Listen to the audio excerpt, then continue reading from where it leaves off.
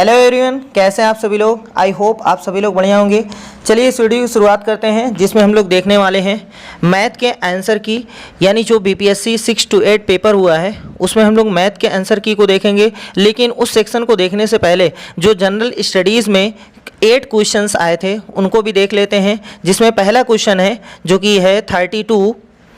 देखो लिखा हुआ है इस क्वेश्चन में कि यदि 1/5 इसकी घात है 3x बराबर में है 0.008 तो 0.25 और उसकी घात है x का मान है। पहले इसको सॉल्व करके x का मान निकालना है, उसके बाद यहाँ लाके पटकना है, फिर आपका जो आंसर आएगा वो आंसर हो जाएगा सी वाला, यानी option number C is the right answer. अब नेक्स्ट क्वेश्चन देखते हैं जो कि है 35 क्वेश्चन ये कह रहा है कि दो संख्याओं का अनुपात 14:25 है। यदि उनके बीच का अंतर 264 है तो दोनों संख्याओं में से छोटी संख्या है। आप अंतर निकाल करके सॉल्व करिएगा। ये अनुपात है, जो पहली संख्या है यानी जो छोटी संख्या होगी उसका मान होगा 336, यानी पहला वाला ऑप्शन सही है। अब नेक्स्ट क्वेश्चन पे चलते हैं विच इज़ 40, यानी क्वेश्चन नंबर 40 ये कह रहा है कि यदि x की घात 4 प्लस y की घात 4 बराबर 17 तथा x प्लस y का मान 1 हो तो x square into y square minus 2xy का मान है। इसको आप मेहनत से सॉल्व करिएगा तो इसका आंसर आएगा 8। बहुत ही आसान है। इसी को एक बार स्क्वायर करिए, फिर स्क्वायर करिए, सॉल्व करिए, वहाँ से इसका मान आ जाएगा। इस चीज़ का मान जो आएगा वो 8 आ जाएगा, यानी बी वाला ऑप्शन सही है। अब इसके बाद क्वेश्चन नंबर 45 आया था जो मैथ का आया था 45। ये तो अरेंज करना था, यानी असेंडिंग और डिसेंडिंग में, अवरोही या अवरोही में। बहुत ही आसान क्वेश्चन था। लिखा हुआ था 31/36, 17/18, 43/45 और 59/60। इसमें यही वाला पहला ही ऑप्शन सही है, जो कि घटते क्रम नहीं बढ़ते क्रम में लिखा हुआ है। ठीक है, 31/36 सबसे छोटा है, उसके बाद 17/18 है, फिर 43/45 है, फिर 59/60 है। अब क्वेश्चन नंबर चलते हैं 50 पर। 50 देखते हैं कहाँ है भैया, मिल जाए जल्दी से। देखो ये भी बहुत ही आसान क्वेश्चन है। कह रहा है कितने वर्षों में 7,500 रुपये 8% साधारण ब्याज। साधारण ब्याज तो बहुत ही आसान होता है, हर साल 8% बढ़ेगा। तो कह रहा है कितने वर्ष में दोगुना हो जाएगा। 12×8 = 96, यानी 12.5 वर्ष में ये दोगुना हो जाएगा। Option B is the right answer. अब 50 के बाद क्वेश्चन नंबर 57 पे आया था मैथ। 57 है, कह रहा है कि सुब्रमण्यम और नायडू ने राहत कोष में कुछ पैसे दान किए। नायडू द्वारा दी गई राशि सुब्रमण्यम द्वारा दी गई राशि से 125 रुपये अधिक है। यदि उनके द्वारा दान की गई कुल धनराशि 975 रुपये हो तो सुब्रमण्यम द्वारा दान की गई धनराशि है। बहुत ही आसान है, इसको सॉल्व करिएगा, दो इक्वेशन बना के या डायरेक्ट। इसका option B is the right answer, यानी 425 रुपये आएगा, 425। तो 57 का बी वाला सही है। अब क्वेश्चन नंबर 63 आया था, मैथ का आया था 63 थोड़ा सा आपको क्लियर नहीं दिख रहा होगा। ये क्वेश्चन हम बोल दे रहे हैं। लिखा हुआ है 0.03125 और इसकी घात जो है माइनस का है 2/5। इसकी घात जो है -2/5 है। इसका पूछा था मान क्या होगा। बहुत ही आसान है, वैसे सॉल्व करिएगा पहले इस दशमलव को हटा करके सॉल्व करिएगा तो इसका जो उत्तर आएगा वो 4 आएगा, 4, यानी 63 का सी सही है, 63 का सी सही है। अब इसका एक लास्ट क्वेश्चन था 67, क्वेश्चन नंबर 67 मिल जा भैया वो भी जल्दी से। कह रहा है कि एक कमरा 8 मीटर लंबा, 6 मीटर चौड़ा और 10 मीटर ऊंचा है तो कमरे में रखे जा सकने वाले सबसे लंबे खंभे की लंबाई। अरे भैया जो कमरे में इस कोने से, मतलब इस कोने से इस कोने, यानी कमरे के विकर्ण की लंबाई। विकर्ण के लंबाई का फार्मूला आपको पता है, रूट में L स्क्वायर होता है और प्लस में B स्क्वायर होता है और प्लस में H स्क्वायर होता है। इसे सॉल्व करिएगा तो इसका जो आंसर होगा ये C वाला हो जाएगा, यानी 10√2। ठीक है, 10√2। तो जनरल स्टडीज़ में कुल 8 क्वेश्चन पूछे गए थे। 8 का सेक्शन हमने देख लिया है कौन कौन से सही हैं। अब चलते हैं अपने मैथमेटिक्स के सेक्शन में, जिसमें क्वेश्चन नंबर है 71। अच्छा क्वेश्चन तो नहीं कह सकते हैं, बहुत ही नॉर्मल क्वेश्चन है ना, बहुत ही आसान क्वेश्चन है। आप इसको सॉल्व करेंगे। क्वेश्चन ये कह रहा है कि 100 रुपये का 5% बाजार मूल्य ज्ञात करें, जबकि किसी व्यक्ति को 1430 रुपये निवेश करने पर 65 रुपये का लाभांश मिलता है। इसको सॉल्व करेंगे, इसका जो उत्तर आएगा वो 110 हो जाएगा, 110 रुपये। लेकिन इस ऑप्शन में कहीं नहीं है, तो हमारा ऑप्शन जो सही होगा ई वाला, इनमें से कोई नहीं, यानी 71 का ई वाला। अब क्वेश्चन नंबर 72 चलते हैं।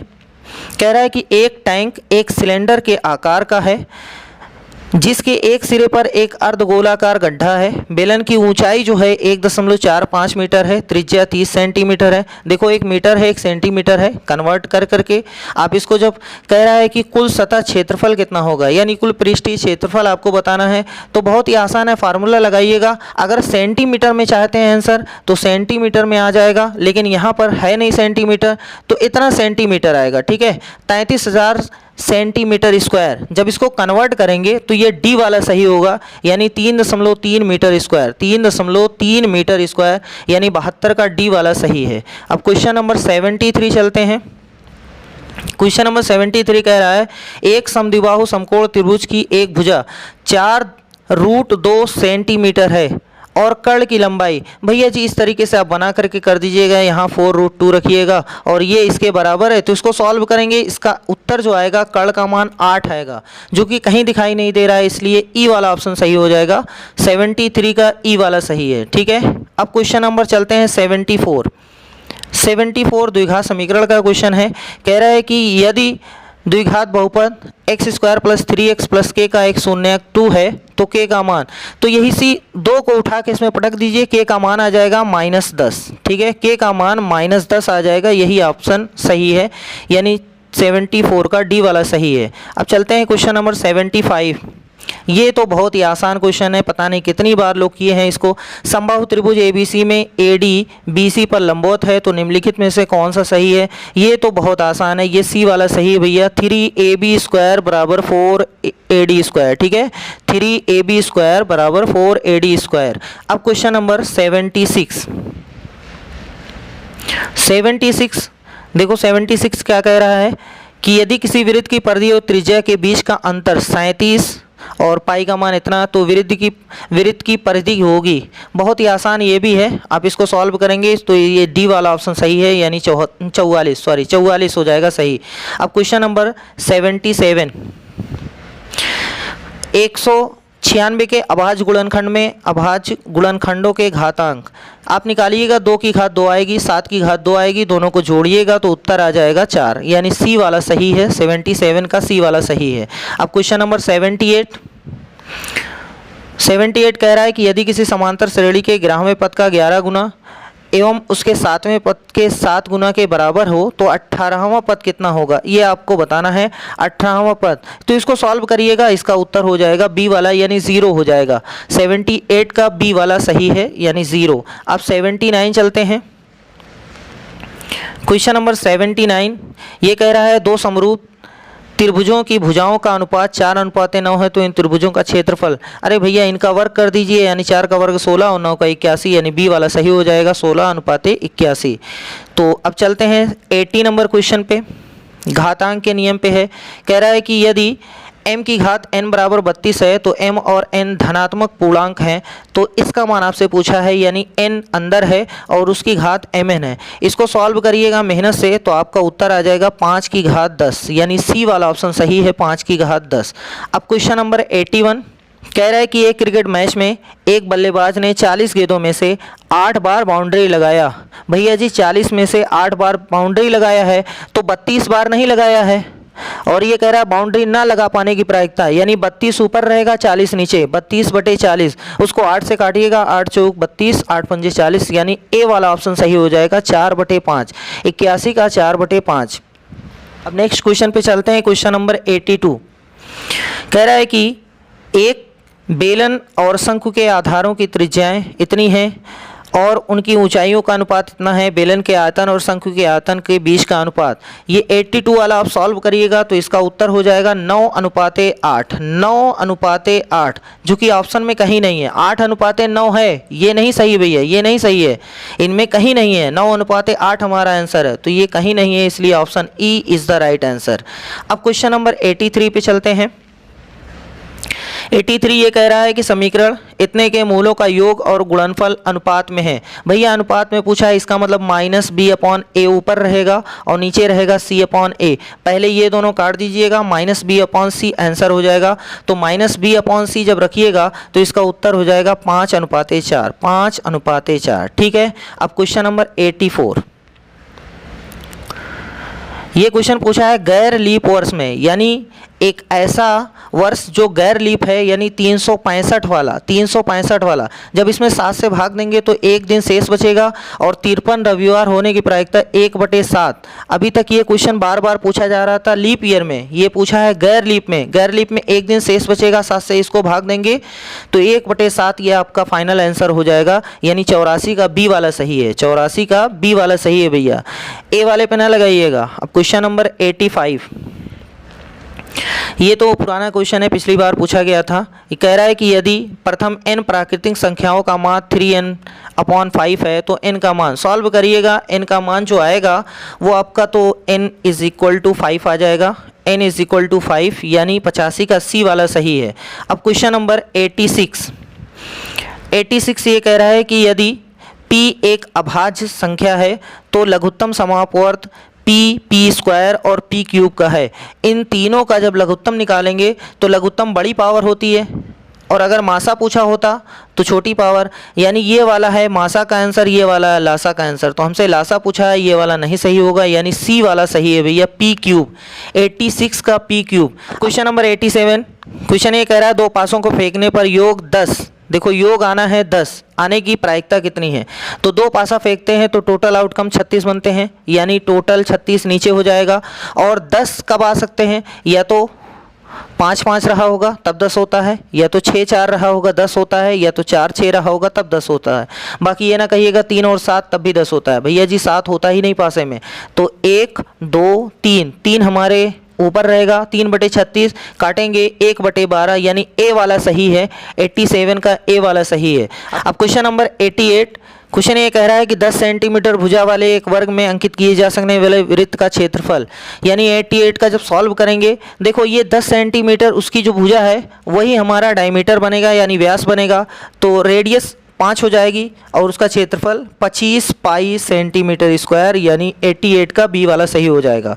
अब क्वेश्चन नंबर 89 कह रहा है कि यदि त्रिभुज ABC C पर समकोण है तो cos A + B 90 हो जाएगा, क्योंकि C 90 अपने आप है तो cos 90 का मान 0 होता है, यानी 89 का ए वाला सही है। अब क्वेश्चन नंबर 90, क्वेश्चन 90 कहाँ चला गया भैया? देखो ये है क्वेश्चन 90, ये कह रहा है कि sine 45 + theta minus cos 45 - theta बराबर है। सॉल्व करिएगा मेहनत से, इसका उत्तर हो जाएगा 0। 90 का 0 यानी डी वाला सही है, 90 का 0 डी वाला सही है। अब क्वेश्चन नंबर 91 देखते हैं। ये कह रहा है कि यदि रेखाखंड को 3:7 के अनुपात में विभाजित किया जाए तो विभाजन बिंदु बनाते समय इसमें कितने भाग होंगे? अरे भैया देखो एक लाइन है, कह रहा है कि 3:7, तो 3 हिस्सा इधर गया 7 हिस्सा इधर गया, तो कितने भाग हुए? टोटल 10 भाग हुए। इसका मतलब 91 का बी वाला सही है, 91 का बी वाला सही है। ठीक। अब क्वेश्चन नंबर 92 ये कह रहा है कि यदि tan A = cot 30 + A, तो A का मान पूछा है, तो इसको सॉल्व करिएगा, A का मान 30 अंश आ जाएगा, 92 का डी वाला यानी 30 अंश। अब क्वेश्चन नंबर 93 ये कह रहा है कि 25 मीटर ऊंचे 93 ये कह रहा है कि 25 मीटर ऊंची चट्टान के शीर्ष से एक टावर का उन्नयन कोण ज्ञात किया जाता है जो टावर के आधार के अवनमन कोण के बराबर है। तो टावर की ऊंचाई, इसमें सॉल्व करिएगा, टावर की ऊंचाई इसकी डबल हो जाएगी, यानी 50 हो जाएगी 50 मीटर। ठीक है, 93 का 50 मीटर। अब 94, अब क्वेश्चन नंबर 94 कह रहा है समीकरणों की जोड़ी x = a और y = b ग्राफ द्वारा रेखाओं का प्रतिनिधित्व करती है जो समपाती रेखा होगी, नहीं समपाती नहीं होगी, 0 0 पर प्रतिच्छेद करती। देखो अगर इसमें a और b के बारे में कुछ बोला होता, अगर कुछ बोला होता कि ये 0 नहीं है, अगर 0 ना होते तो ये वाला सही होता। इसके बारे में कुछ बोला नहीं है तो ये वाला भी सही हो सकता है। 0 0 पर प्रतिच्छेद भी कर सकती हैं, और अगर ये वाला नहीं सही है तो ई वाला सही है। ठीक है, इसमें थोड़ा सा कन्फ्यूजन है। अगर इनके हिसाब से देखा जाए तो इनमें से कोई नहीं है, अगर इनके हिसाब से देखा जाए तो कोई नहीं है, लेकिन इसका राइट आंसर ये भी बन सकता है 0 0 पर प्रतिच्छेद करती हैं, क्योंकि ए अगर 0 हुआ और बी 0 हुआ तो ये सही हो जाएगा। ठीक है, लेकिन इन्होंने कुछ बताया नहीं, इसलिए इनके हिसाब से हो सकता है ई वाला सही हो, लेकिन बी वाला भी सही है। अब देखिए क्या आता है इनका। चलिए अब क्वेश्चन नंबर 95 देखते हैं। 95 लिखा हुआ है, यदि बिंदु इतना इतना इतना से समान दूरी पर है तो इसको सॉल्व करिएगा, संरेख वाला। ठीक है, चाहे जैसे आप सॉल्व करिएगा तो 95 का जो आंसर आएगा वो सी वाला, यानी 3x is equal to 2y, 3x is equal to 2y, ये वाला आपका सही हो जाएगा। ठीक है, अब क्वेश्चन नंबर 96 देखते हैं। 96 ये भी बहुत आसान क्वेश्चन है। क्वेश्चन ये है कि यदि अल्फ़ा और बीटा द्विघात समीकरण इतने के मूल हैं तो 1 अल्फ़ा प्लस 1 बीटा, भैया इन दोनों का एलसीएम लीजिएगा, ऊपर आ जाएगा अल्फ़ा प्लस बीटा, नीचे अल्फ़ा इंटू बीटा, फिर वही अपॉन में करिएगा माइनस बी अपॉन ए है ना। ठीक है, तो minus B upon C answer हो जाएगा, यानी डायरेक्ट 96 का -3/c हम बता दे रहे हैं। ठीक है, -3/7 यानी 96 का बी वाला सही है। लिखा हुआ है प्रातः 10:45 पर एक टावर की छाया उसकी ऊंचाई के बराबर है सूर्य की ऊंचाई। भैया जी कोई सूर्य की ऊंचाई बता सकता है? सूर्य का उन्नयन कोण होता तो ये 45 होता सही। ठीक है, 45 होता सही, लेकिन सूर्य की ऊंचाई पूछा है, पता नहीं कौन सा सही होगा, इनमें से कोई नहीं। अगर सूर्य की ऊंचाई पूछा है तो ये वाला सही है, अगर इनसे मिस्टेक हुई है तो 45 सही है। ठीक है, जब दोनों बराबर होते हैं तो 45 सही होता है। अब क्वेश्चन नंबर 98 कह रहा है 50 अवलोकनों वाले दिए गए डेटा के लिए 15.5 और 20 पर तोरल से कम और तोरल से अधिक प्रतिच्छेद करते हैं। ये ओजीब का क्वेश्चन है, इसको सॉल्व करिएगा। डेटा का माध्यक है 15.5 आ जाएगा भैया, 98 का बी सही है। अब क्वेश्चन नंबर 99 ये कह रहा है कि 6 सेंटीमीटर त्रिज्या वाले एक वृत्त के त्रिज्यखंड का क्षेत्रफल होगा यदि त्रिज्यखंड का कोण जो है वो 60 अंश है। भैया टोटल 360 होते हैं, 60 से जब भाग देंगे तो 6 भागों में बांटना है। पाई आर स्क्वायर बटे में 6 सॉल्व करिएगा, पाई आर स्क्वायर बटे में 6 इसको सॉल्व करिएगा तो आपका उत्तर हो जाएगा 132/7, 132/7 यानी सी वाला सही है। अब क्वेश्चन नंबर 100 देखते हैं। 100 ये कह रहा है कि एक ठोस लंब वृत्ताकार शंकु को उसकी ऊंचाई के मध्य से 2 भागों में इसके आधार के समांतर एक समतल द्वारा काटा जाता है। छोटे शंकु के आयतन का पूरे शंकु के आयतन का अनुपात, भैया जी इसको सॉल्व करिएगा, 1:8 आएगा, 1:8। राइट आंसर है 1:8। अब क्वेश्चन नंबर 101 कह रहा है कि n+1 का होल स्क्वायर -1 8 से विभाज्य है यदि n है। भैया जी सभी ऑप्शन आपको चेक कर लेना चाहिए, बहुत ही आसान क्वेश्चन है ये। इसमें जब आप सब चेक करेंगे सब गलत होगा, ये भी गलत होगा, ये भी गलत होगा, ये भी गलत होगा, सिर्फ ये वाला सही होगा। अगर n के प्लेस पर एक सम संख्या रखी जाती है, सम पूर्णांक रखा जाता है, तो ये इसका मान जो है ना हमेशा 8 से कटेगा, हमेशा कटेगा। ठीक है, इसका मतलब 101 का डी वाला सही है। अब क्वेश्चन नंबर 102 देखते हैं। ये भी आसान क्वेश्चन है, कह रहा है कि अक्षित द्वारा 10,000 रुपये की राशि 2 वर्ष के लिए 10% वार्षिक चक्रवृद्धि ब्याज दर पर उधार ली जाती है। 2 वर्ष के अंत में उसे भुगतान किया जाने वाला चक्रवृद्धि ब्याज और राशि याद कीजिए। देखो ब्याज आएगी 2100 रुपये और राशि जो आएगी वो 10,000 में 2100 जोड़ दीजिएगा तो 12,100। ठीक है, यानी option A is the right answer. 102 का ए वाला सही है। अब क्वेश्चन नंबर 103 है ना, 103 यदि x को 1 2 3 से चुना जाता है और y को 1 4 9 से चुना जाता है तो x y यानी x और y का गुणा करना है, 9 से कम आना चाहिए। बहुत ही आसान है। तो हमारे पहले टोटल आउटकम्स क्या बनेंगे? देखो 1 को 1 के साथ यानी 1 1 1 4 1 9 ऐसे बनेगा, फिर 2 1 2 4 2 9 बनेगा, फिर 3 1 3 4 3 9, यानी टोटल जो आउटकम्स बनेंगे वो नीचे 9 हो जाएंगे। ठीक, अब इसमें कह रहा है कि एक्स वाई का गुणनफल 9 से कम, तो ऐसे 5 संख्याएं बनेगी, जैसे 1 1 है, 1 4 है, 2 1 है, 2 4 है, 3 1 है। 5 संख्याएं ऐसी रहेंगी जो इसके फेवर में है, तो इसका उत्तर हो जाएगा 5/9।